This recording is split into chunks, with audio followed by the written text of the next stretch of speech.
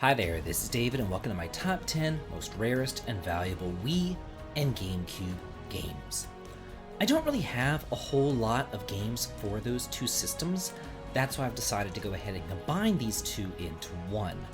Mostly because there really weren't all that many JRPGs released on either of the two systems, but what was released is pretty good, I've gotta say.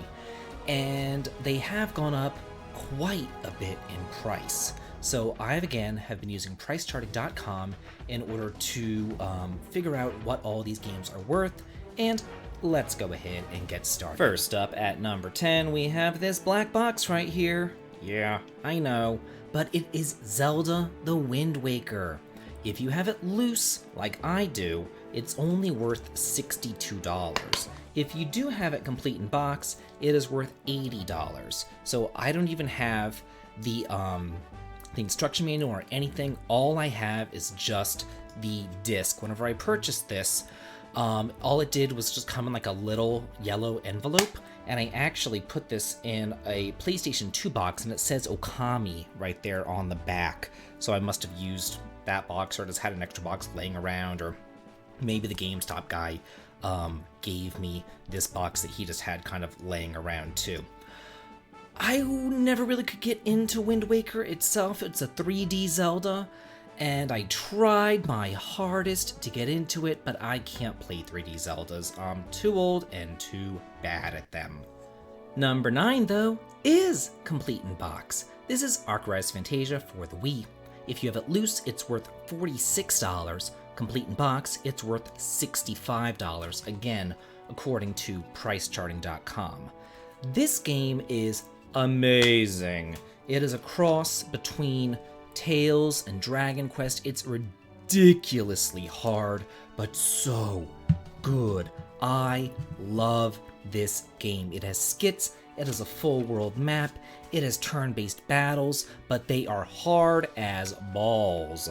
Like, for real. If you're looking for a very difficult but extraordinarily charming traditional JRPG, look no further than Rise Fantasia and grab this one before it really shoots up in price. And now at number 8, we have Lost Kingdoms 2. Mine is loose with this stupid GameStop cover or whatever. Loose, it's worth $73. If you do have it complete in box with the instruction manual and everything else, it's worth $131. This would be number 2 on my list if I actually had it complete, but unfortunately, just like Wind Waker, I only have the disc. And yeah, I was stupid whenever I went through and I tried to buy these games. I didn't have a GameCube. I only bought the GameCube games whenever I got the Wii, whenever I realized that it was going to be backwards compatible. So I just tried to pick up as many GameCube games that I missed out on, and I really wasn't looking for complete in box or anything. I was just getting what I could get my hands on at the time. Next up at number 7, we have the first of what is known as the Rainfall Trilogy. I keep all my Operation Rainfall games inside this little case that I got here. I was a supporter of Operation Rainfall back in the day, like, 10, 11 years ago, back when they were trying to get these games brought over here to America. And I still have Pandora's Tower, still wrapped up, still sealed, in the plastic right here. So loose, it's worth $49. Complete in box, it's worth $78.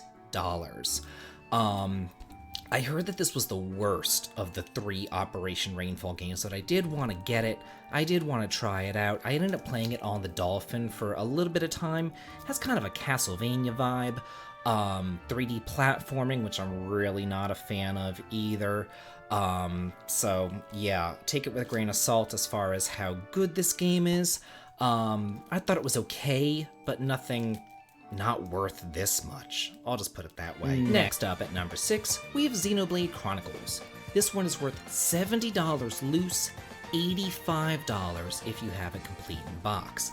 Mine is actually the PAL version because I was waiting for it to get released here in America, and Nintendo was kind of dragging ass about it. So I went ahead and I imported this one from Europe. And because of that, I have a very large box for Xenoblade Chronicles, because in Europe, it came with this huge box, and it also came with this little red controller right here. Unfortunately, I do not have the controller anymore. I think that I got rid of it whenever I sold my Wii. It has this incredibly enormous instruction manual right here, full color. Yeah, this is just a fantastic game, one of the best RPGs ever released, not just on the Wii, but just in general. One of the best, absolute best RPGs ever released. I love this game. I put well over 100 hours into Xenoblade, and I cannot say enough good things about its world and everything else. If you have not yet experienced Xenoblade, check it out. It's on the Wii. There is a 3DS version, and then it's also been remastered for the Switch as well. And now at number 5, we have Paper Mario and the Thousand Year Door. This one is worth $86 loose, $105 if you have it complete in box. And fortunately, I do!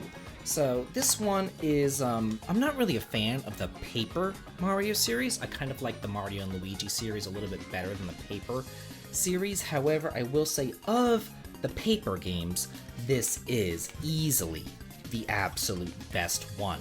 I did enjoy Paper Mario, and I did enjoy Thousand Year Door. It's the other ones, the ones that came after that kind of soured my opinion on the Paper series. And at number 4, we have The Last Story. This one is worth $64 if you have it loose. It is worth $100 complete in box. If you have it like new, like I do, it's worth $107. There is this Last Story version, which is like the collector's edition. It even looks like a book, like from the side of it, and I still have this sealed up in the plastic. I haven't even opened this up yet. And then there is another version, which is just the regular version. The reason why I have this one's sealed up too. The reason why I have 2 Last Stories is because I bought this Last Story and then I won this Last Story. So I entered a contest on, I think it was rpggamer.com, and they were giving away this version of Last Story, and I ended up winning the contest. It was some sort of scavenger hunt contest. You had to like look for various words or something in their website or whatever. It was really easy. I won it in like 5 minutes. So, so yeah, I've won a couple things in my time, but this is probably the most worthwhile one right there. Okay, we're looking at number 3 now. This is Baten Kaitos Origins, the sequel to Baten Kaitos, Eternal Wings in the Lost Ocean. $64 loose, $128 complete in box. I liked the Baten Kaitos series, but it wasn't as good as it could be because it did card-based battling systems. I am not a fan of card-based battling systems, especially when the cards like change over time. Like, it's kind of crazy. You would have like, you know, food or like an apple or something in your card, and then if you had it in your cards for like more than an hour, it would rot and turn into like a poisoned apple or something. It was kind of crazy. But I did like Baten Kaitos Origins better than the first game. The story was better. There was party balancing that was better. Looks like there's some other stuff in here. This little thing. What is this? A little GameCube thing right here. Something that says to subscribe to Nintendo Power. Kind of funny how it's all half in French and half in English right there. Kind of interesting right there.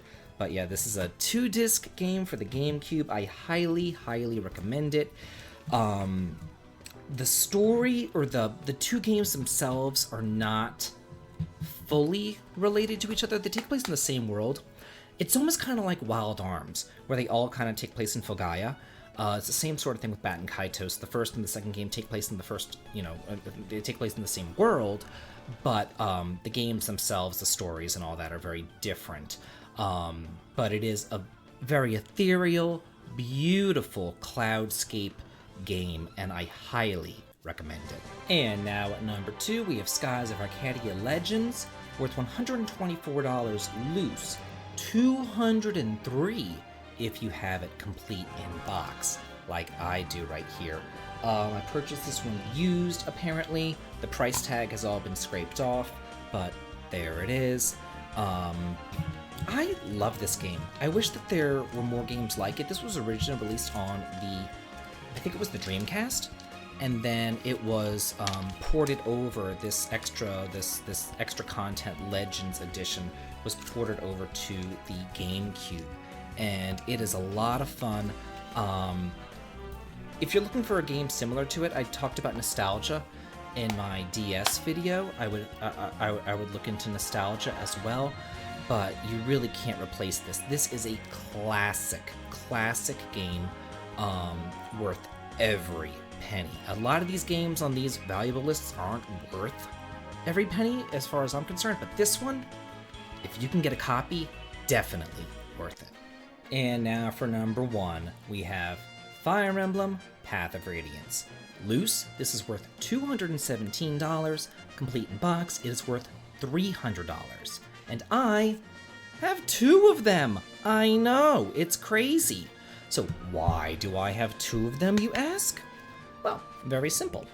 I was at the store, and I knew that I needed Fire Emblem, but I couldn't remember which one I had. Did I have the GameCube one, or did I have the Wii one? Because there's Fire Emblem Path of Radiance, and then Fire Emblem Radiant Dawn on the Wii, and I got very confused, and I ended up buying 2 Paths of Radiance, and I never did get Radiant Dawn for the Wii, so I only have these 2, but okay, I don't have the Radiant Dawn, which kinda sucks. But yeah, I have 2 really expensive, really valuable games because I screwed up about 10-something years ago when I got it for probably $20, I would imagine, at GameStop. I can't imagine paying more than that for Fire Emblem, but yeah. So not getting Radiant Dawn would be one of my regrets. Not having some of these discs and game covers and things like that would be regrets as well. This collection isn't all that hot. I do have, this little box, which is super cool, and I have this extra box right here. Operation Rainfall sent me 2 of them, so that's kind of neat. I don't really have any use for a second one, but it's here, and I like that's in my collection and everything. And I'm also missing the red controller for Xenoblade Chronicles, which is another regret of mine. But I hope that you guys had a good time looking through my collection here for the Wii and the GameCube. I always have a good time with these most rarest and valuable videos. They're interesting to me because I just kind of get to talk to you guys about games in my collection, my personal stuff that I have. Hope you guys enjoyed this. If you did, please like, comment, and subscribe. Please follow along in the Discord, and yeah, have a good day.